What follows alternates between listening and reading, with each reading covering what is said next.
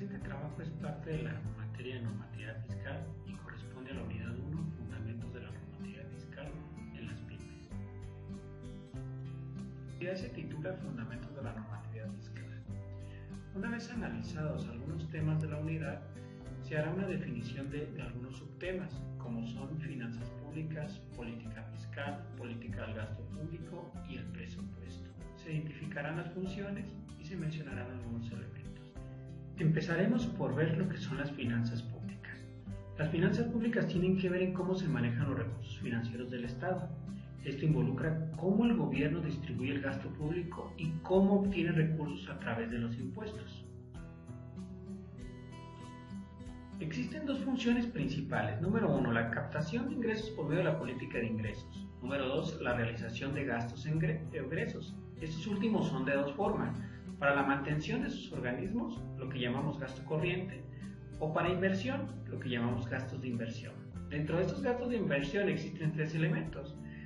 Número 1, lo que son obras públicas, desarrollo social y empresas paraestatales.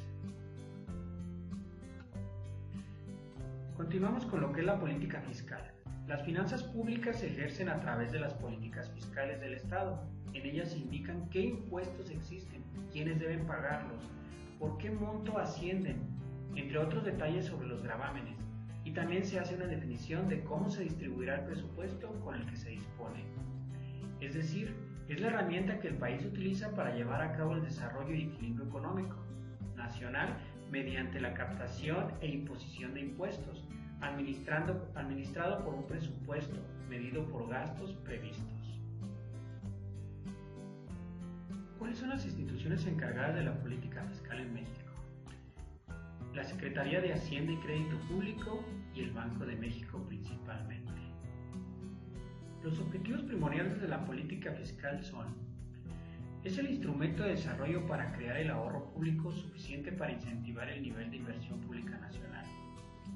Absorber de la economía privada por los medios más equitativos los ingresos suficientes para hacer frente a sus necesidades de gasto.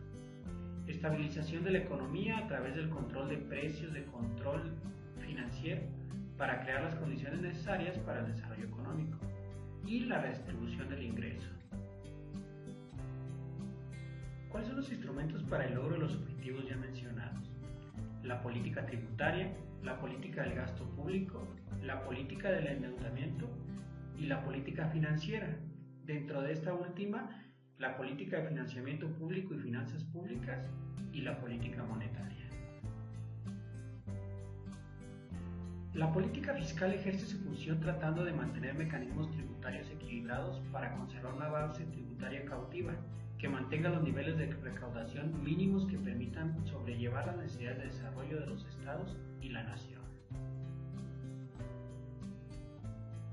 En conclusión, decimos que es un conjunto de medidas relativas al régimen tributario, gasto público, endeudamiento interno y externo del Estado, a las operaciones y a la situación financiera de las entidades, organismos autónomos o paraestatales, por medio de los cuales se determinan el monto y la distribución de la inversión y el consumo público como componentes del gasto nacional, y se influye directa e indirectamente en el monto, la composición de la inversión y consumo privados. Continuamos con la política del gasto público. La función de la política del gasto público consiste en programar y proyectar los egresos y cantidades emitidas para el cumplimiento de las actividades nacionales, regidas por la Ley Orgánica de la Administración Pública.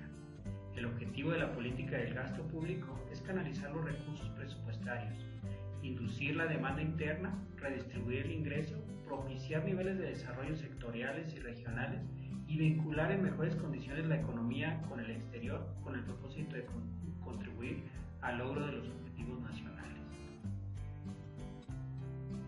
Está respaldada por la Ley de Ingresos de la Federación, que el Gobierno emite en diciembre de cada año y que en ella se establecen las directrices sobre la forma en que se realizará el gasto público, así como la cantidad que se ejercerá en el transcurso del año siguiente, mediante el presupuesto de egresos de la Federación, aprobado por la Cámara de Diputados del Congreso de la Unión, conforme a la fracción cuarta del artículo 74 de la Constitución mexicana.